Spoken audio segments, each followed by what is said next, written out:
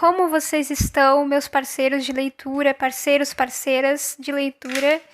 Então, tenho um microfone novo que está funcionando, ainda bem.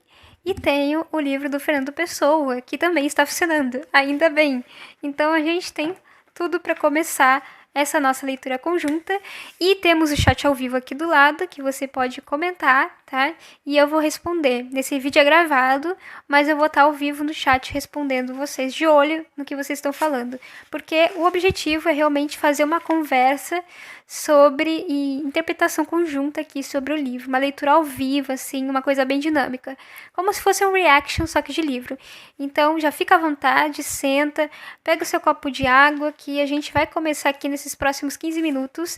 A gente vai conversar e vai ler junto. Então, se você sempre quis ler um livro clássico, ou Fernando Pessoa, e tinha medo, não se preocupe, leia comigo, né? Que eu vou te ajudar a entender um pouquinho, né?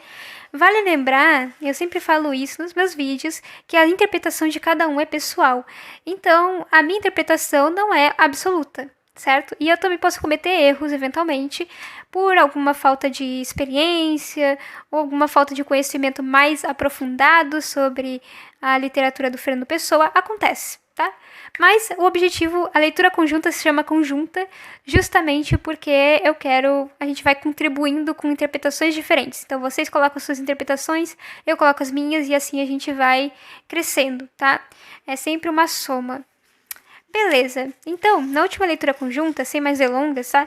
Na última leitura conjunta, eu vou ler o último parágrafo que a gente leu, tá? O último parágrafo aqui que a gente leu na última leitura conjunta, na semana passada. Passa tudo isso, eu tô na página 19, tá? Tô na página 19 e vou ir pra página 20 agora, daqui a pouco. Passa tudo isso, e nada de tudo isso me diz nada. Tudo é alheio ao meu destino, alheio até ao destino próprio.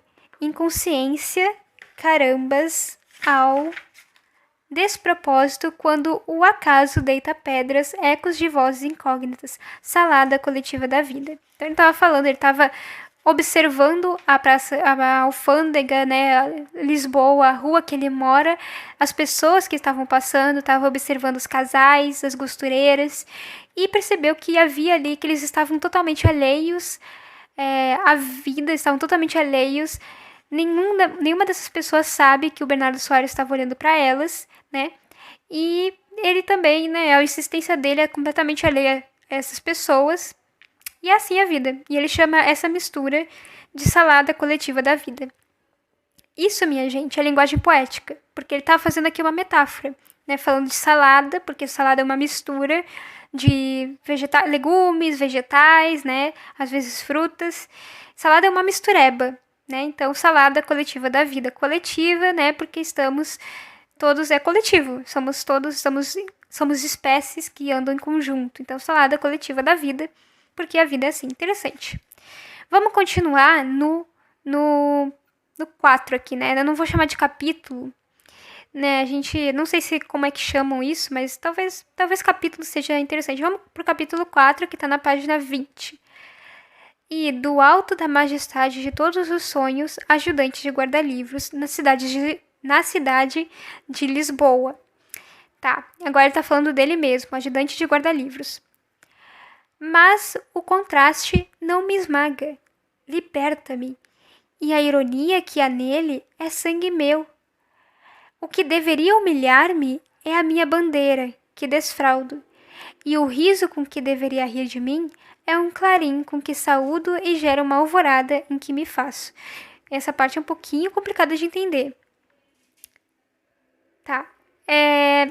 Então ele tá falando... Ele falou mas o contraste não me esmaga. Que contraste é esse que ele tá falando? O que é contraste, gente? É quando uma coisa contrasta com a outra. Por exemplo, o preto contrasta com o branco. Essa minha camisa preta contrasta com uma camisa branca. Tá? Naturalmente, é o contraste. São coisas opostas, tá? Então, felicidade, tristeza. Isso são contrastes, tá? Contrastantes. Preto, branco, né? Vermelho, azul. Contrastes, opostos, tá? Então, que opostos que ele está se referindo? Porque ele fala aqui que esse contraste não esmaga ele. Mas que contraste ele está se referindo? Ele está se referindo ao alto da majestade dos sonhos, de todos os sonhos, ajudante de guarda-livros na cidade de Lisboa. Então, esse contraste ele se refere à frase anterior, que é essa primeira frase que inicia o capítulo 4. E do alto da majestade de todos os sonhos, ajudante de guarda-livros na cidade de Lisboa. Mas que opostos está acontecendo aqui, Maria? Não entendi, não estou vendo esses opostos. O oposto está aqui, gente. Está na majestade de todos os sonhos. O que é isso? Quando fala majestade, a gente imagina uma coisa muito grandiosa, realeza, né? E sonho... Bati no microfone, desculpa. Sonho é uma coisa muito surreal, abstrata e é uma coisa que lembra, então, majestade de todos os sonhos. É uma coisa, tipo, absurda. Possibilidades. E aí, logo em seguida, do alto da majestade de todos os sonhos, o ajudante de guarda-livros da cidade de Lisboa, que é uma coisa material, concreta. Então, esse é o contraste. É o contraste que do alto da majestade de todos os sonhos está o ajudante de guarda-livros, que é uma pessoa comum, concreta, né? Então, esse é o contraste. Mas ele diz, o contraste não me esmaga. Liberta-me. Olha que legal. A ironia que há nele é sangue meu. Eu sou essa ironia. Eu sou contrastante. Eu sou contraditório. É isso que eu tô entendendo. Me digam o que vocês estão entendendo aí, né? Ok? Então, o que deveria humilhar-me é a minha bandeira, que desfraudo. Desfraudar, eu imagino que não tem nada a ver com fralda, né? Eu imagino que seja, tipo, ele ergue a bandeira, ele desenrola a bandeira. Imagino que seja mais ou menos assim o significado. Mas vou confirmar aqui no senhor Google. Soltar ao vento, tá? Tremer ligeiramente, agitar, tremular, tá? Então ele tá falando que isso que deveria, que essa condição que deveria ser humilhante para ele, na verdade para ele é uma bandeira que ele agita com orgulho. Essa ideia. Por quê? Porque ele é um homem que, do alto da majestade de todos os sonhos, ou seja, ele é muito sonhador, ele não vive na realidade, ele é um ajudante de guarda-livros. Né? Então, mas esse contraste, ele é uma pessoa simples. Ele é uma pessoa simples, mas com uma mente que extrapola, que transcende. E esse contraste liberta ele, não esmaga ele, liberta ele. Então não é como se ele se sentisse um homem preso numa caixola. Porque tem gente que tem um pensamento que transcende e pela sua condição financeira, física, ela se sente presa. Tipo, nossa, eu não consigo fazer esses sonhos virarem realidade. O Bernardo Soares aparentemente não tem esse problema. Né? É isso que eu estou interpretando aqui, né? É isso que eu estou interpretando aqui. Bati no microfone de novo. Faz parte. Eu vou tentar não bater de novo. Me desculpem, me desculpem. Ok. Viu? Bugou a câmera de novo. Acontece. Vamos continuar então. Então, isso que deveria humilhar ele tem orgulho. É orgulho. Não, eu realmente sou um homem simples que sonha bastante, que tem a majestade de todos os sonhos. É isso que eu sou, esse contraste, tá? Vamos pro próximo parágrafo, que também é interessante. A glória noturna de ser grande não sendo nada. E o legal é que ele coloca um ponto de exclamação no final dessa frase. Então, a glória noturna de ser grande não sendo nada. A majestade sombria de esplendor desconhecido. Aqui ele foi totalmente pra poesia, pra escrita poética. Nos ferramos, minha gente, nos ferramos. Então vamos lá. A glória noturna de ser grande não sendo nada. A majestade sombria de esplendor desconhecido. E sinto, de repente, o sublime do monge no ermo e do eremita no retiro, inteirado da substância do Cristo nas pedras e nas cavernas do afastamento do mundo. Eu falei, aqui ele foi pro cacete já, com perdão da expressão, mas ele já foi, né, já tirou pra você. Aqui é totalmente poético, mas tem uma mensagem muito bonita. A glória noturna de ser grande não sendo nada. O que vocês interpretaram disso?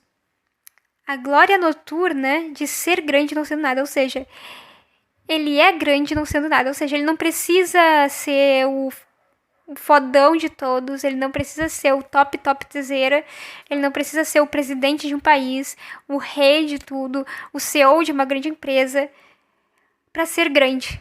Ou seja, ele não precisa ser no mundo físico. Ele não precisa ser nada. Ele está satisfeito. Ele é grande sem ser nada, né? Tá? A majestade sombria de esplendor desconhecido e sinto de repente o sublime do monge do ermo.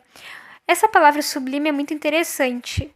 Eu lembro que na faculdade eu tive uma aula inteira sobre essa questão do sublime, porque essa palavra é uma coisa muito estudada pelos filósofos que pensam na arte. Ao pensar na arte, vem muito esse tema do sublime. E há muitas interpretações para o que seria sublime. Mas na arte, o sublime é quando a gente vê uma composição artística. Vamos pensar, por exemplo, uma música.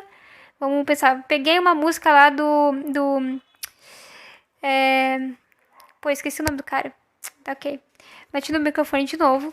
Vamos lá. Eu peguei lá uma música sei lá, Chico Buarque. E tem a sensação sublime. Você sente elevar o seu espírito.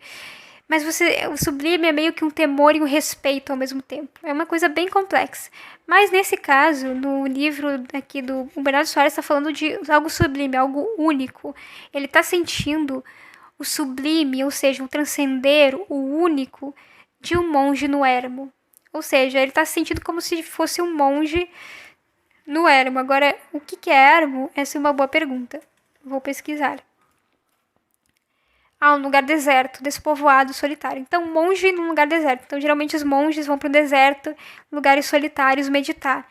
O eremita vai no retiro. O Cristo, né, o Jesus Cristo, nas pedras e nas cavernas do afastamento do mundo. Então, todas essas figuras que têm uma espiritualidade, não necessariamente cristã, veja bem. Então, todas as figuras que têm espiritualidade, o monge, o eremita, o Cristo, eles têm esse momento de afastamento do mundo que é sublime, que é para eles se reconectarem com a espiritualidade, é onde eles se sentem grandes, mesmo não sendo ricos, né, financeiramente, né, e tal.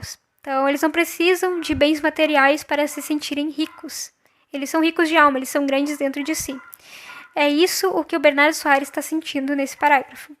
Ele está nos explicando esse sentimento de uma maneira bem poética, né? Então, comparando com Cristo, com Jesus Cristo, quando ele se afastou de todos para rezar num monte, afastado de todo mundo, ou de um monge que vai no deserto. Próximo parágrafo, o último parágrafo desse quarto capítulo, né?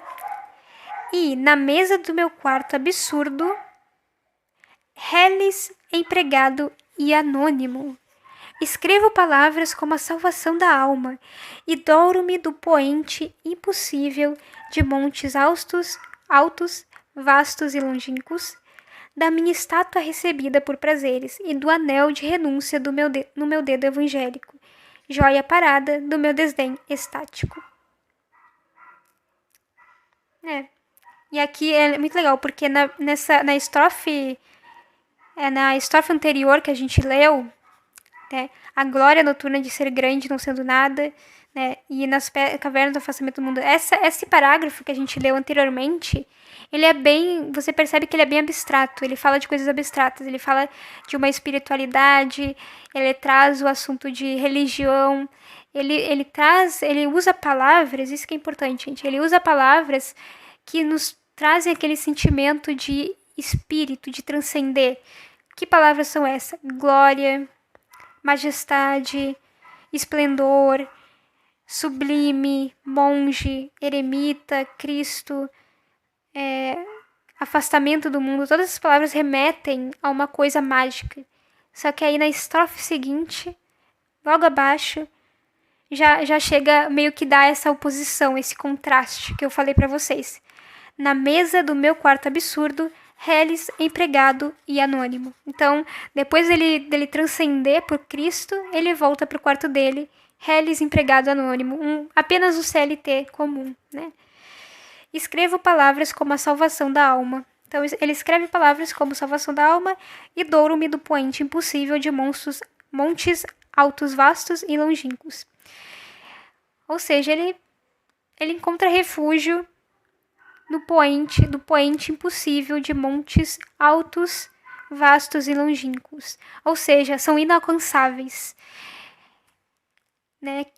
Então, essa glória que ele sente é inalcançável, mas ele sente essa grandeza.